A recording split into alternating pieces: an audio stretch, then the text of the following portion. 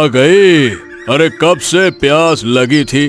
वो तो शुक्र है कि तुम पानी लेकर आ गई। अरे रे रे, नहीं तो लगता था कि आज मुझे प्यास से ही मरना पड़ेगा। पता नहीं ये हमारे गांव में हो क्या गया है। यहाँ ना तो कुएं का पानी सही रहा और ना तालाब का। अरे वो तो तुम हो जिसकी वजह से हम लोगों को पीने का पानी सही से मिल पा रहा है, नहीं तो प्यासे मर जाए हम तो। सेठ जी चिंता मत करिए, मैं पानी भरकर आप लोगों को देती हूँ और इसी से मेरे घर में 2 रुपए आते हैं, जिनसे मैं अपनी बूढ़ी माँ का इलाज भी कराती हूँ, जिससे हम दोनों का घर चलता है। आपका भी काम हो जाता है और मेरा भी। मैं अब चलती हूँ, मुझे और भी लोगों को पानी भरकर देना है। दिया वहाँ से चली जाती है। तभी सेठ परेशान हो जाता है। हाँ बेचारी, सुबह से लेकर शाम तक पूरे गांव वालों को पानी भर भर के देती है। बताओ भला कितनी तकलीफ में है, और ऊपर से 2-4 रुपए में अपनी बूढ़ी माँ का इलाज करती है। सच में बहुत तकलीफ में है बेचारी। काश इतना संघर्ष ईश्वर किसी की जिंदगी में ना दे। हाँ। सेठ परेशान हो जाता है। वहीं दिया रहस्यमयी मुस्कान के साथ आगे बढ़ जाती है। चलो, पूरे गांव वालों का मैंने विश्वास तो जीत ही लिया है। अब मैंने जो सोचा है वह मैं पूरा करके ही रहूंगी। दिया मुस्कुराते हुए तालाब की तरफ बढ़ जाती है और वो पानी लेकर वापस गांव की तरफ आ ही रही होती है कि तभी एक भिखारी रास्ते में मिल जाता है। पानी, प्यास लगी है, कोई पानी दे दो। पानी, थोड़ा सा पानी पिला दो। हाँ हाँ क्यों नहीं, मैं तो पनिहारन हूँ, प्यासे को पानी जरूर पिलाती हूँ। रुक जाइए, मैं अभी आपको पानी पिलाती हूँ। फिर दिया भिखारी को पानी पिलाने लगती है। अरे ये पानी तो कुछ अजीब सा लग रहा है। मैंने ऐसा पानी तो अपने जीवन में कभी नहीं पिया था। अच्छा खैर जाने दो, शायद मुझे प्यास लगी है, इसीलिए मुझे पानी का स्वाद ऐसा लग रहा है, और पी लेता हूँ। वो और पानी पी लेता है। आप कहाँ जा रहे हैं? हाँ वही पास के गांव में जा रहा हूँ, और कहाँ जाऊंगा। थोड़ा आप मुझे भी साथ में छोड़ देंगे, क्योंकि मुझे भी पानी देने गांव की तरफ जाना है और रास्ते में घना जंगल पड़ रहा है, तो मुझे थोड़ा डर लग रहा है। वैसे तो मैं किसी से नहीं डरती, परंतु कभी कभी डर भी जाती हूँ। हाँ हाँ क्यों नहीं। अरे तुमने मुझे पानी पिलाया है तो मैं तुम्हारी मदद क्यों नहीं करूँगा। चलो मैं तुम्हें पास के गांव तक छोड़ देता हूँ, चलो चलो। फिर भिखारी आगे आगे चलने लगता है। पीछे से दिया मुस्कान के साथ उसके साथ चलने लगती है। कुछ ही देर में वो दोनों घने जंगलों में पहुंच जाते हैं। ये क्या, तुम तो गांव की तरफ जाने वाली थी, ये घने जंगलों की तरफ हम क्यों आ गए हैं? ये क्या चक्कर है? घने जंगल में भी एक झोंपड़ी है, उन्हें भी मैं पानी देती हूँ, क्योंकि मैं एक पनिहारन हूँ ना, तो सबको पानी देने का काम करती हूँ। बस थोड़ा ही दूर है। फिर दोनों एक पहाड़ी के पास जाकर खड़े हो जाते हैं।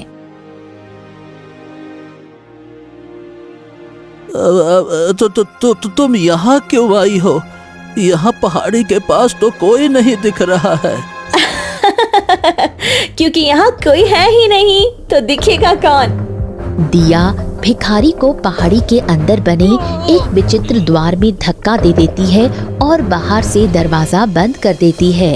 अरे ये तुम क्या कर रही हो? मुझे बाहर निकालो, दरवाजा खोलो। अरे तुम ये क्या कर रही हो? दरवाजा खोलो, बाहर निकालो मुझको, बाहर निकालो। भिखारी अंदर से दरवाजा पीटने लगता है। वहीं बाहर दिया खड़ी रहस्यमयी तरीके से मुस्कुराने लगती है। इसे लगाकर मैंने 16 लोगों को इकट्ठा कर लिया है। अब मेरा काम पूरा हो गया। फिर दिया अपने पुराने सच में डूब जाती है। दिया अपने पुराने दिनों को याद करने लगती है। तभी अचानक उसकी आंखों के सामने एक दृश्य घूमने लगता है। रामपुर गांव में एक बहुत बड़ा ठाकुर परिवार रहता था। उस परिवार की 2 बेटियां थीं, दिया और वाणी। दिया बेहद खूबसूरत थी, लेकिन उसे एक पास के गांव के लड़के से प्रेम हो गया था। एक दिन वो अपने पिता ठाकुर के पास जाकर अपनी बात रखने का फैसला करती है। क्या हो गया बेटी? तुम आज बड़ी परेशान दिख रही हो, क्या बात है? पिताजी, मैं एक लड़के से प्रेम करती हूँ और मैं उससे ही विवाह करना चाहती हूँ। ओहो, ये तुम कैसी बातें कर रही हो दिया? अरे तुम नहीं जानती क्या, हम ठाकुर परिवार हैं। हमारे गांव में हमारी बहुत इज्जत है। हमारी मूंछ पर दिया गया ताव। अगर हमने मूंछ पे हाथ फेर दिया तो लोग सर झुका देते हैं। इतनी इज्जत है हमारी। और हम किसी ऐरे गहरे नत्थु गहरे से तुम्हारी शादी कर दें क्या? नहीं, ऐसा हरगिज नहीं होगा। भूल जाओ उसे तुम। नहीं पिताजी, मैं उससे बहुत प्रेम करती हूँ और मैं उसे कभी नहीं भूल सकती। मैं उससे विवाह करना चाहती हूँ। आप मेरी शादी उससे करवा दीजिए ना। देखो, हम ठाकुरों को अपनी बेटी से ज्यादा अपनी इज्जत प्यारी होती है। अगर तुमने मेरी इज्जत पर दाग लगाने की कोशिश की तो बेटे, समय नहीं लगेगा तुम्हारी जान लेने में, लेकिन हम अपनी इज्जत पर दाग नहीं लगने देंगे। इसीलिए हम प्यार से समझा रहे हैं, चली जाओ यहाँ से और आज के बाद उस लड़के से मिलने की कोशिश भी मत करना। हाँ। देखो पिताजी, मैं उसे कभी किसी कीमत पर भी भूल नहीं सकती। एक बार ये तो पूछ लो, वो कौन है? क्या पता वो आपको सच में पसंद आ जाए। आपकी सोच से भी बढ़कर निकल सकता है वो। बस, वो चाहे सोने का भी क्यों न हो, हम उससे तुम्हारा विवाह नहीं करेंगे। मतलब नहीं करेंगे। अपनी मर्जी से करूंगा तुम्हारा विवाह, देखभाल के करूंगा। जिंदगी के फैसले जज्बात में नहीं होते हैं, बहुत सारी चीजें देखनी पड़ती हैं तो विवाह होता है।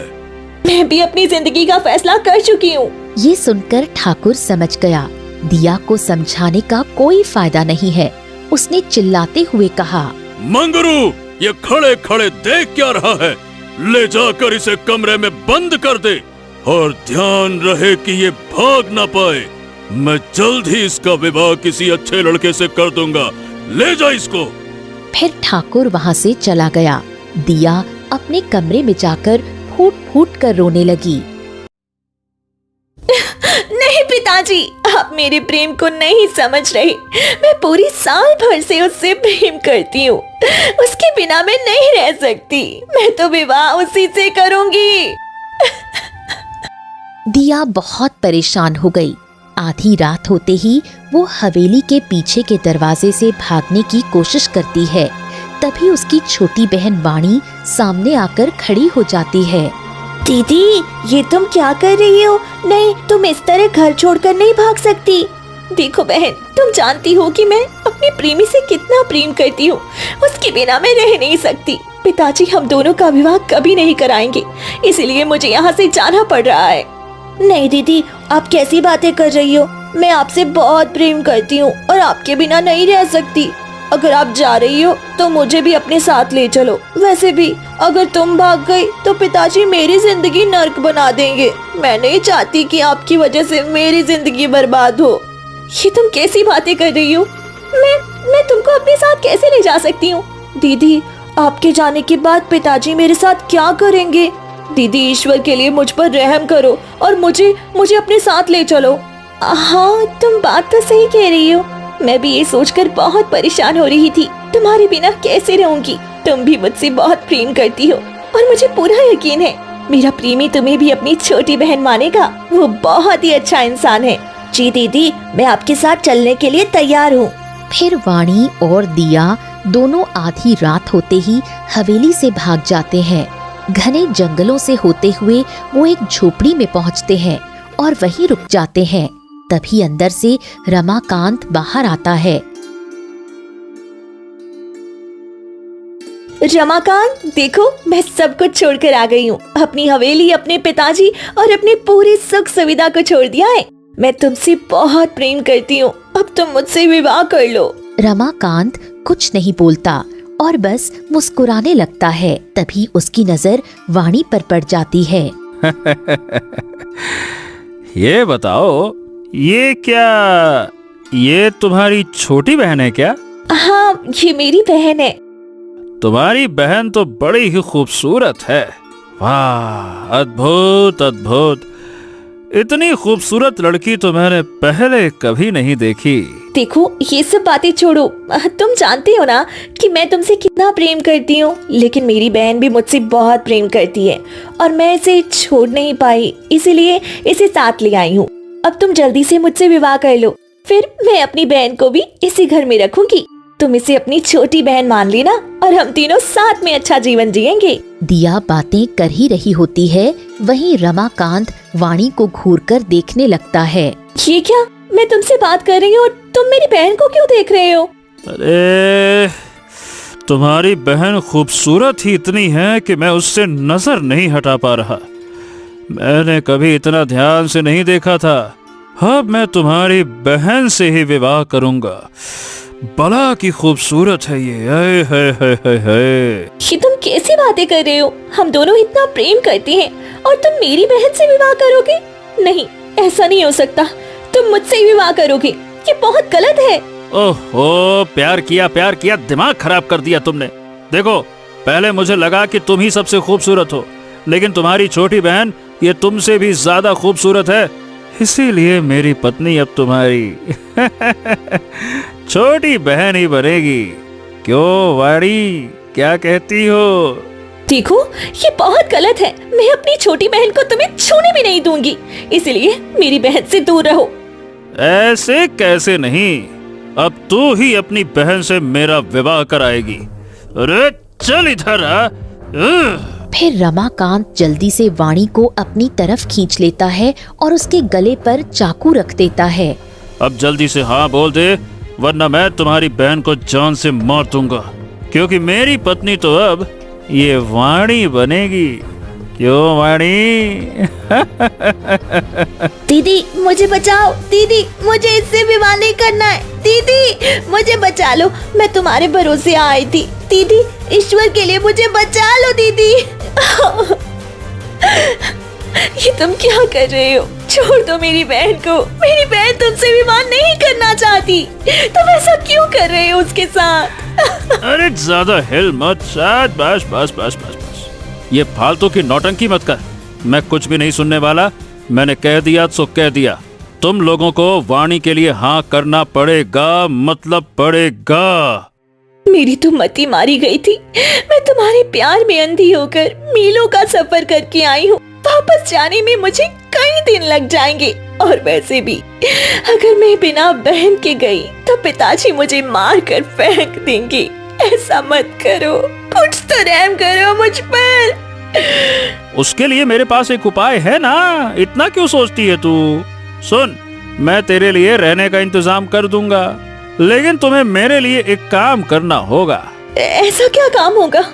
देखो, मैं तुम्हें एक ऐसी औषधि दूंगा जिससे तुम्हें इस गांव के सारे कुएं और तालाब का पानी गंदा करना होगा।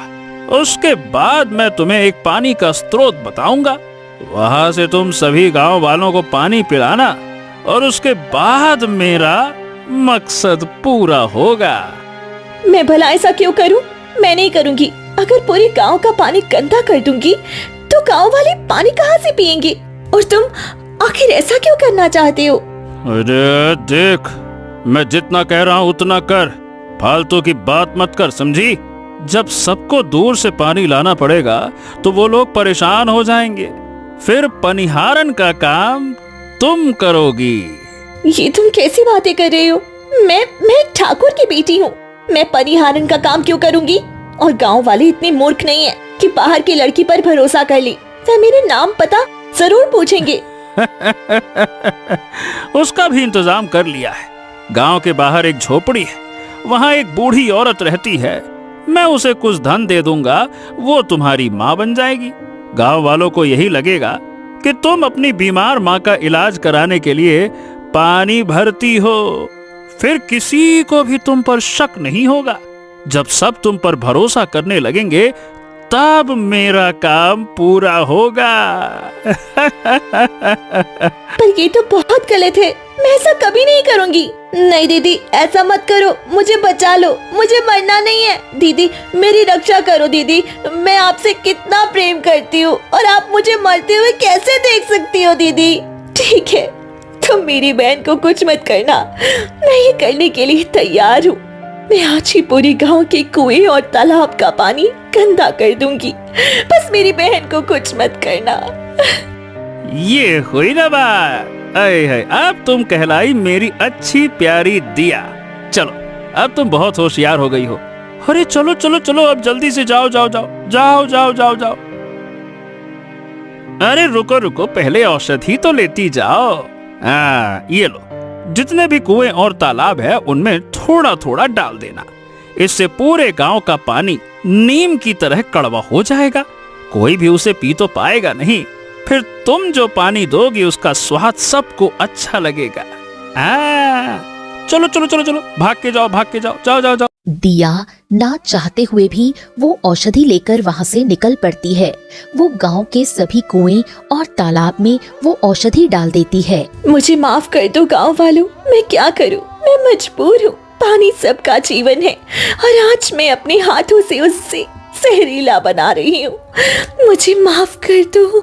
फिर दिया रोते हुए तालाब का पानी गंदा कर देती है। ऐसे ही 2 दिन बीत जाते हैं। पूरे गांव में अफरा तफरी मच जाती है। सभी गांव वाले चौपाल पर इकट्ठा हो जाते हैं। कुएं और तालाब का पानी इतना कड़वा हो चुका होता है कि कोई पी नहीं पा रहा था। मुखिया सबकी परेशानी देखकर चिंता में पड़ गया। अरे ये क्या हो गया, ये हमारे गांव में इतनी बड़ी समस्या आ गई। कुएं और तालाब का सारा पानी ये एकदम नीम जैसा तीखा कैसा हो गया। ओहो, थू थू थू थू थू थू। सच में मुखिया जी, आप बिल्कुल ठीक कह रहे हैं।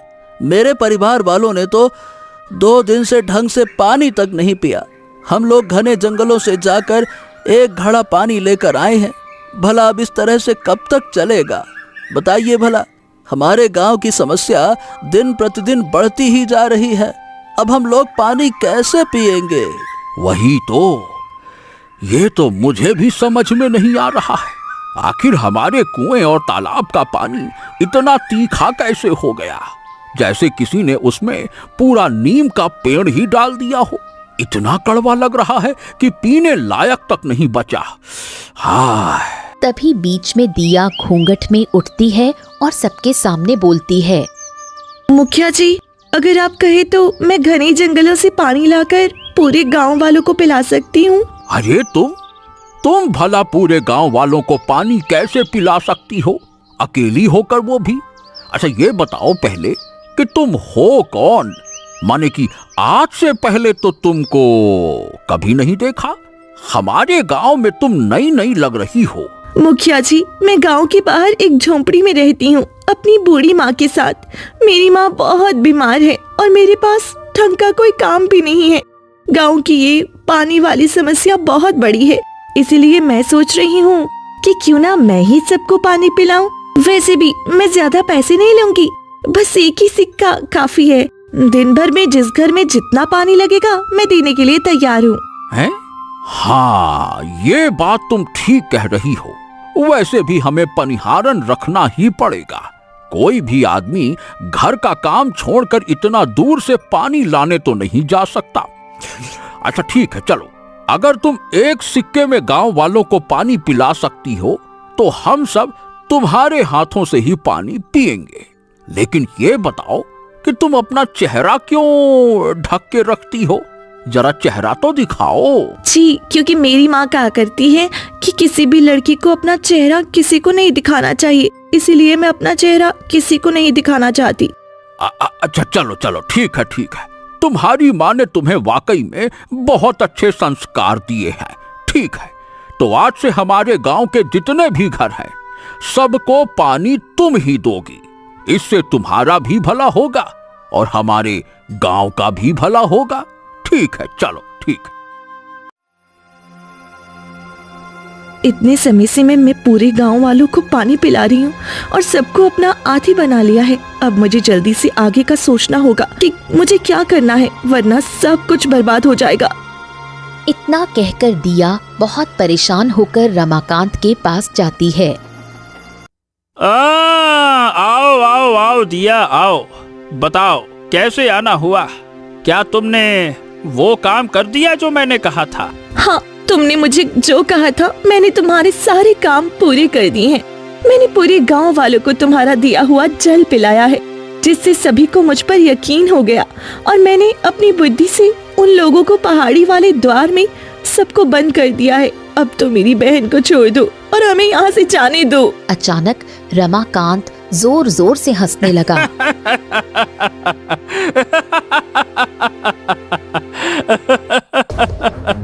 हंसते हंसते अचानक वो अपने असली बूढ़े रूप में बदल गया, जिसे देखकर दिया घबरा गई। ये क्या? तुम अभी तो इतने खूबसूरत और नौजवान थी, अचानक इतने भयानक कैसे हो गए? ऐसा लग रहा है जैसे तुम अब 95 साल के बूढ़े हो। ये सब कैसे हो गया?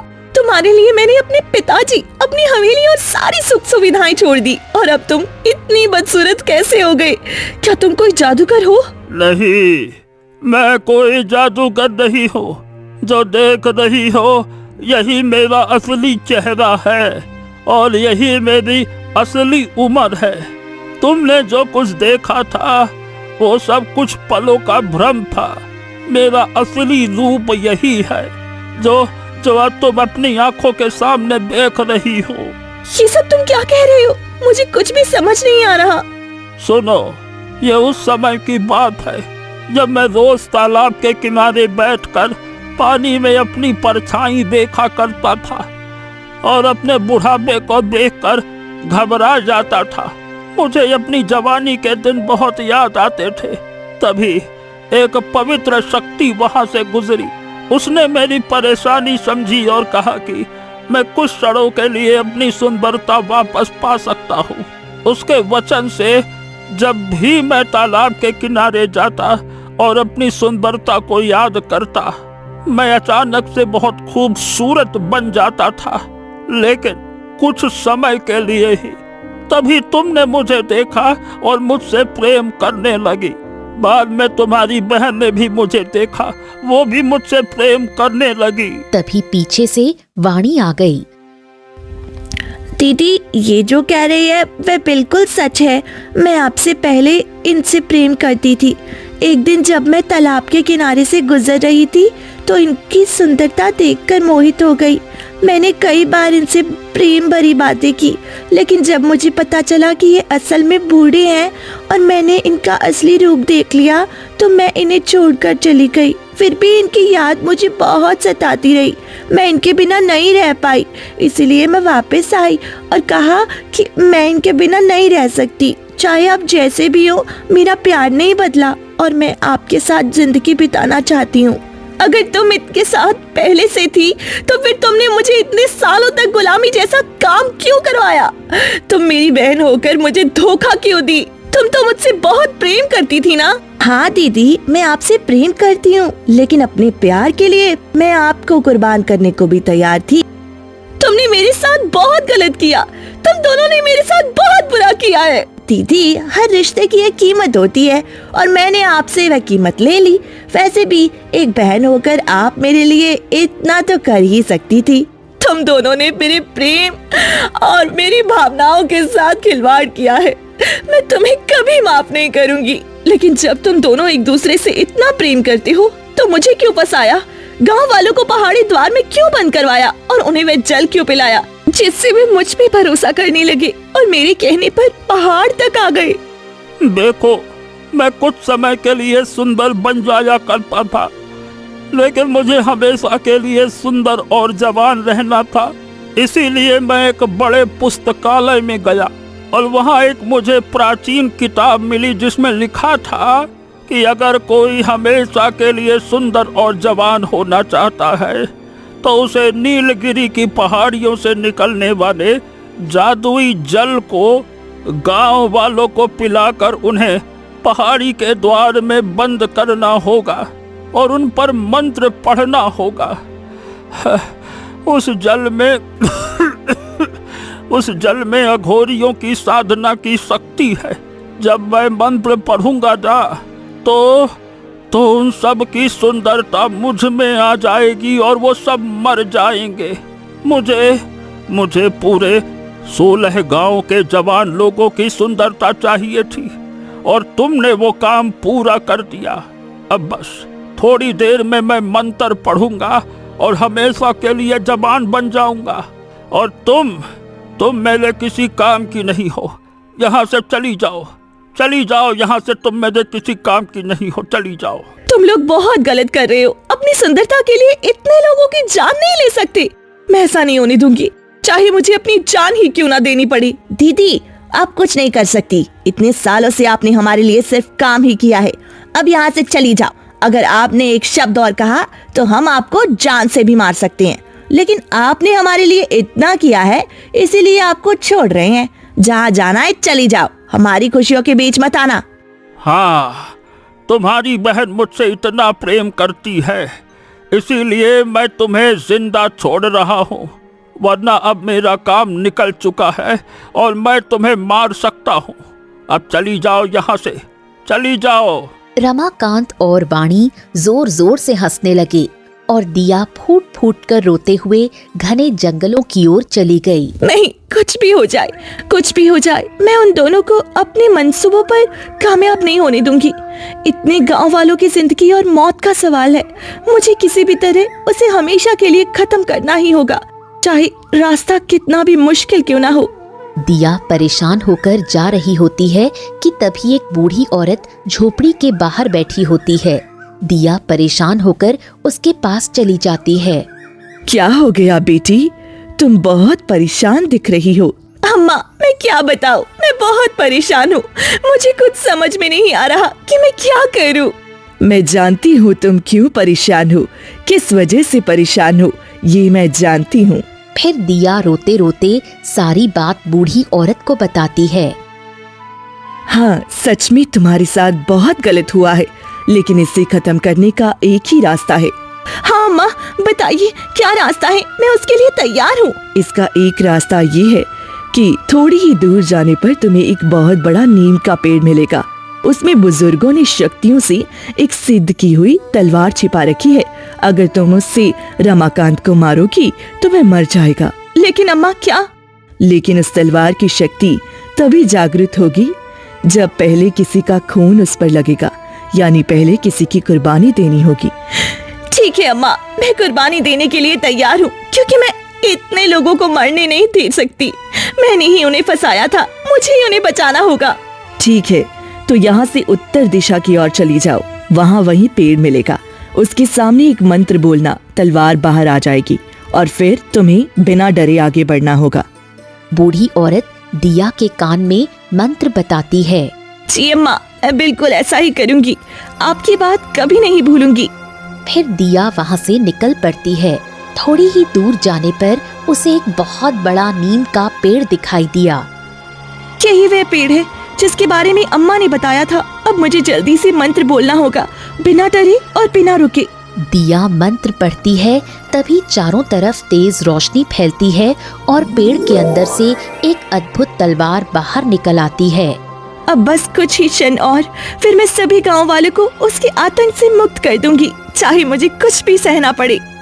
इतना कहकर दिया तलवार उठाती है और घने जंगलों से होते हुए गुफा के पास पहुंचती है, जहां पहले से ही रमाकांत साधना कर रहा था। रुक जाओ, अब तुम कुछ नहीं कर सकते।